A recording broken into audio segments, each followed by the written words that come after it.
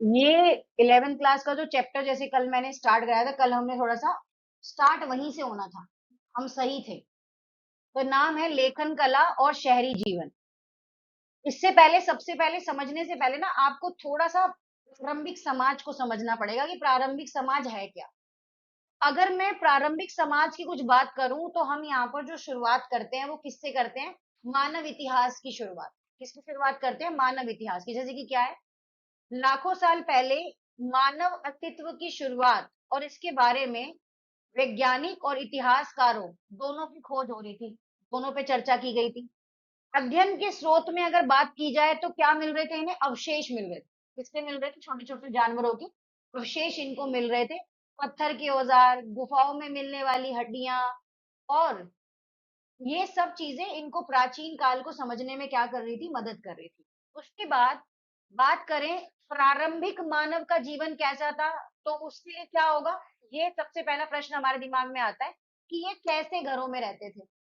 पेड़ और पौधे के कंदमूल वगैरह फल इकट्ठा करते थे और जानवरों का शिकार करके अपना भरण पोषण करते थे।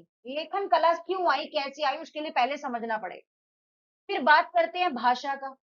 आगे चलकर इन्होंने आग का भी उपयोग करना सीखा। पहले तो कच्चा ही खाना खाते थे ये, फिर धीरे धीरे इन्होंने आग का इस्तेमाल करना शुरू कर दिया। फिर क्या हुआ? भाषा का विकास किया गया। अपने विचारों को चित्रों के माध्यम से इन्होंने व्यक्त करना स्टार्ट किया। जैसे किसी को अगर कोई चीज अच्छी लगी तो उसने क्या किया? उसकी पिक्चर बना दी। पिक्चर बना दी। जब उसने पिक्चर बनाई तो उसको पता चला कि इस तरीके से भी वो अपनी बात दूसरों के सामने क्या कर सकता है? रख सकता है। उसके बाद अगर बात करें तो शहरी जीवन का विकास, तो यहाँ पर हमने क्या पढ़ा? मेसोपोटामिया के बारे में पढ़ा, जो कि आधुनिक इराक से था। किससे था? आधुनिक इराक से। यहाँ पर आपको शहरों का उल्लेख, मंदिरों के पास बसी बस्तियां, और यहीं से शुरू होता है लेखन कला व शहरी जीवन की शुरुआत। तो सबसे पहले क्या हुआ? पहले तो आपको पता है कि लोग जो थे वो एक जगह रुकते नहीं थे। खाना बदोश वाली जिंदगी थी। यहाँ से उठे वहां चले गए और जहां उनको खाना मिला वहीं पर उन्होंने उसका निवास बना लिया। लेकिन फिर धीरे धीरे क्या हुआ? स्थायी निवास की तरफ ये लोग बढ़ने लगे और इनको लगा कि हमें अब एक लंबे समय तक क्या करना चाहिए? रुकना चाहिए। तो इन्होंने वहां पर किसके बारे में सोचा? कृषि के बारे में सोचा। किसके बारे में सोचा? कृषि के बारे में, क्योंकि कृषि इनको क्या दे सकती थी? स्थायी जीवन दे सकती थी। खेती की शुरुआत कर दी इन्होंने।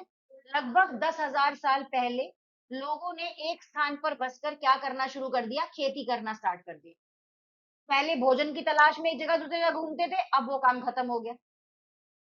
फिर इन्हें पौधों का ज्ञान आने लगा धीरे धीरे कि ये मौसम के फल हैं, ये गेहूं है, ये ज्वार है, ये बाजरा है, ये मटर है। इन चीजों का इन्हें, ये दालें कैसे उगाते हैं, इस चीज के ऊपर इन्होंने रिसर्च करना शुरू कर दिया। उसके बाद उन्हें क्या चीज मिली? उसके बाद क्षेत्रीय फसलें, जैसे कि ज्वार, बाजरा, अनाज अफ्रीका में, गेहूं जो पश्चिम में, दक्षिण पूर्वी एशिया में उगाए जाते थे। फिर इनको पता चला कि जो ये पशु हैं, हम इनको भी अपने साथ पाल सकते हैं। तो वहां से ये पशुपालन की तरफ बढ़ गए और वस्त्र की तरफ भी बढ़े। पशुपालन जैसे लोगों ने भेड़, बकरी, सुअर, गधा ऐसे जानवर पालने शुरू करे। और पौधे से मिलने वाले रेशों से ही इन्होंने क्या किया? कपड़ा बुनने की कला को विकसित किया। अबे यार, ये तो बंद करना है। अच्छा, यहाँ से होगा क्या? ठीक है। इसके बाद जो बात आती है वो क्या आती है? वो आती है कि अब इन्होंने वो बनाना स्टार्ट कर दिया। फिर इन्होंने तकनीकी और सामाजिक बदलाव लाने, जैसे कि मिट्टी के बर्तन। खाना किसमें खाएंगे ये? वो चीज पे इन्होंने काम करना शुरू किया कि अनाज को सुरक्षित रखने के लिए, भोजन पकाने के लिए मिट्टी के बर्तन बनाए। इसमें भोजन से अधिक स्वादिष्ट सुपाच्य हो गया। औजारों में सुधार करा। पहले क्या थे? लकड़ी के औजार वगैरह इस्तेमाल करते थे, फिर इन्होंने क्या करा? पत्थर के औजार बनाने इस्तेमाल कर दिए। स्थायी बस्तियां आई। फसलें उगाना, लंबे समय तक रुकना आवश्यक था। इसी जरूरत ने इंसान को बस्तियां बनाकर एक जगह स्थायी रूप से रहने के लिए प्रेरित कर दिया। उसके बाद भोजन और बर्तन दोनों इकट्ठा हो गए। बर्तनों का उपयोग खाना बनाने के लिए भी किया जाने लगा। पहले तो सिर्फ बर्तनों का उपयोग खाना खाने के लिए कर रहे थे, लेकिन उसके बाद बर्तनों का उपयोग खाना बनाने के लिए भी इन्होंने करना स्टार्ट कर दिया। उन्नत औजार। पत्थर के औजार बनाने के तरीके से बदलाव आया। औजार को घिसकर चिकना और पॉलिशदार बनाया गया। अनाज पीसने के लिए ओखली, मूसल, पत्थर, खेती करने के लिए पत्थर की कुल्हाड़ियां, फावड़े, इन सब चीजों का इस्तेमाल होने लगा। और क्या हुआ? और धातुओं का उपयोग, जैसे कि कुछ इलाकों में लोगों ने तांबा, टीन जैसी धातुओं का प्रयोग करना शुरू कर दिया। कभी कभी तांबे के खनिजों को उनके नीले और हरे रंग के कारण भी उन्हें इकट्ठा करके बाद में वस्तुओं के गहने औजार को बनाने का रास्ता भी क्या करते हैं, खुल जाता है। उसके बाद क्या चीज है?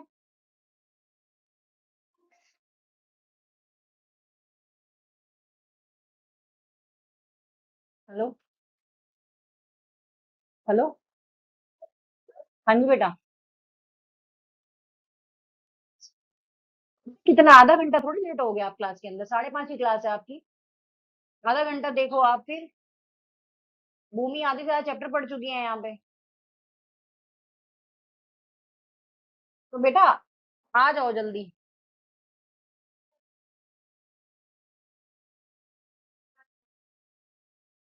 शिकारी संग्राहक समुदाय के लिए जो भोजन के लिए शिकार और फल फूल इकट्ठा करने पर निर्भर थे। किसान समुदाय के अंदर जिन्होंने खेती करना और बस्तियों में रहना शुरू कर दिया। पशुचारक जो जानवर को पालते थे और उनके साथ क्या करते थे, घूमते थे।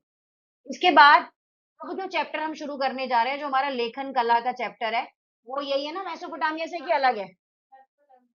लेखन कला। तो यहाँ पर क्या है कि जो मेसोपोटामिया का परिचय है, जैसे कि मैंने कल बताया था कि उसकी भौगोलिक स्थिति कैसी है। तो यह क्षेत्र दजला और फरात नदियों के बीच स्थित है, जो आज के इराक का क्या है, हिस्सा है। महत्व क्या है इसका कि ये सभ्यता जो है वो शहरी जीवन, विशाल साहित्य, गणित और खगोल विद्या के लिए बहुत ज्यादा क्या है, प्रसिद्ध थी। लेखा कला के बारे में बात करें तो लेखन प्रणाली और साहित्य विकास हुआ और जिसका प्रभाव उत्तर में सीरिया और तुर्की तक फैल गया। मतलब क्या है कि लेखन कला आई और लेखन कला से क्या क्या होने लगा, साहित्य बनने लगे। कि पास्ट में आप कैसे काम करते थे, पास्ट की जो जो इन्फॉर्मेशन है वो कहाँ से मिलती है, साहित्य से ही मिलती है। जिसका प्रभाव उत्तर में सीरिया और तुर्की तक फैला। ऐतिहासिक घटनाक्रम की बात करें तो अब यहाँ पर क्या हुआ, यहाँ पर शहरीकरण होने लगा। 2000 ईसा पूर्व के बाद जब बेबीलोन एक महत्वपूर्ण शहर बना, तो दक्षिण क्षेत्र को बेबीलियोनिया कहा जाने लगा। और फिर असीरियाई आ गई, जो मैंने कल आपको पढ़ाया था। लगभग 1100 ईसा पूर्व में असीरियाई ने उत्तर में अपना राज्य स्थापित किया और उस क्षेत्र को अ- असीरिया कहा गया। भाषा क्या थी, सुमेरियन थी। तो सुमेरियन के बाद क्या हो गई, अरमाइक भाषा आ गई, अगदी भाषा का शुरुआत हो गया। उसके बाद क्या है, नाम की उत्पत्ति हुई, जैसे कि मेसोपोटामिया यूनानी नाम के शब्दों से मिलकर बना। पहला क्या है, मेसोस जिसका अर्थ है मध्य, और पेटामोस जिसका अर्थ है नदी। मेसोपोटामिया का अर्थ है दो नदियों के बीच उपजाऊ धरती। क्या अर्थ है, दो नदियों के बीच उपजाऊ धरती। इसके बाद यहाँ पर ना कुछ आपको एक मैप दिखाई दे रहा होगा। इसके अंदर आपको काला सागर, अरल सागर, कैप्सियन सागर, तुर्की, सीरिया, लेबनान, भूमध्य, लाल सागर, फरात नदी, मिस्र नदी, नील नदी, लाल सागर, फारस की खाड़ी, अरब सागर, सिंधु नदी, ये सब बेबीलियन पूरा पूरी सब दिखाई दे रहा है। अब देखो इसको बताती हूँ मैं, मानचित्र का तरीका बताती हूँ। मानचित्र के अंदर जो जो आपको चीजें दिखाई दे रही है, जल निकाय, जो आपको जल निकाय दिखाई दे रहा है वो क्या है, अरब सागर, लाल सागर, भूमध्य सागर, काला सागर, कैस्पियन सागर और फारस की खाड़ी। सारा का सारा जल निकाय है, मतलब यहाँ पानी पानी है। उसके बाद मानचित्र का अगला है नदियां और मरुस्थल। कौन कौन सी नदी है, नील नदी मिस्र क्षेत्र में है, दजला और फरात नदी मेसोपोटामिया के क्षेत्र में है, और अरबी रेगिस्तान, अरेबियन डेजर्ट। फिर आपको यहाँ पर कुछ क्षेत्र दिखाई दे रहे हैं। कौन कौन से क्षेत्र है, मिस्र, सीरिया और ईरान। ये आपके मैप का डिस्क्रिप्शन है। ठीक है, तो ये आपका आज का चैप्टर था जो मैंने आपको पढ़ाया, नोट्स